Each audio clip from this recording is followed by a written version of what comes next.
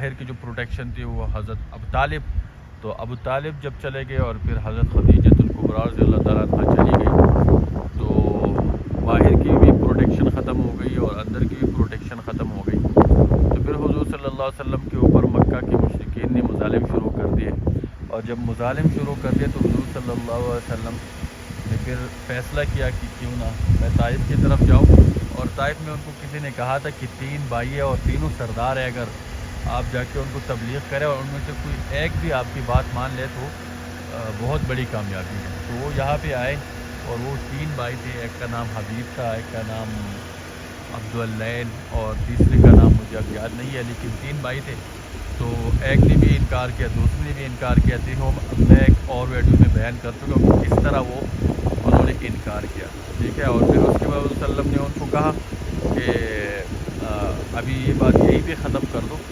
اور جو ہوا وہ ہو گیا، ٹھیک ہے، اور کسی کو آپ نے بتانا نہیں۔ تو انہوں نے پھر ان کی بات نہ مانی، اور یہاں کے اس علاقے کے جو اس ٹائم کے بچے تھے تو ان سب کو انہوں نے کہا کہ نعوذ باللہ یہ مجنون ہے، یہ پاگل ہے، ان کو پتھر مارے اور یہاں سے نکال کے۔ تو بچوں نے ان کے پیچھا کیا اور پتھر مارنا شروع کر دیا، اور ان کے دان مبارک، ان کے مطلب پورا جسم مبارک انہوں نے خون سے لہو لہان کر دیا، اور پھر ان کے ساتھ ان کے جو زید بن حارثہ رضی اللہ تعالیٰ عنہ ان کے ساتھ تھے، تو انہوں نے کافی بھی پروٹیکشن کی کوشش کی لیکن وہ بھی نہیں کر سکا۔ اینی وے یہاں پہ پھر وہ مایوس ہو کے نکل گیا۔ وہاں پہ ایک مسجد ہے جو کہ میں نے آپ کو بتایا، دکھا بھی ہے، ابھی بھی دکھاؤں گا۔ تو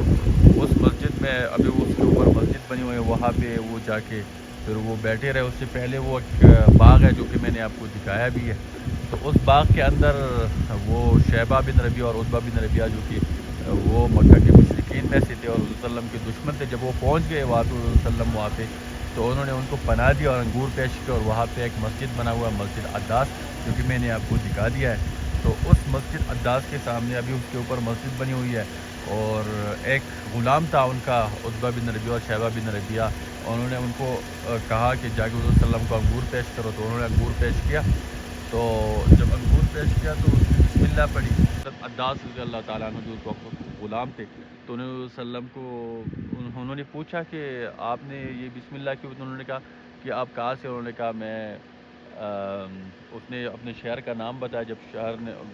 شہر کا نام بتا دیا تو حضور صلی اللہ علیہ وسلم نے کہا کہ اچھا آپ یونس کے علاقے کے ہیں، تو انہوں نے کہا آپ یونس علیہ السلام کو کیسا ہے؟ انہوں نے کہا وہ بھی پیغمبر تھے، میں بھی پیغمبر ہوں، اس لیے میں ان کو جانتا۔ تو عداس علیہ السلام متاثر ہو گئے ان کی باتوں سے، انہوں نے ان کے جو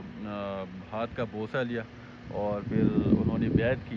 تو عتبہ بن ربیعہ اور شیبہ بن ربیعہ دور سے دیکھ کر تو انہوں نے کہا کہ دیکھو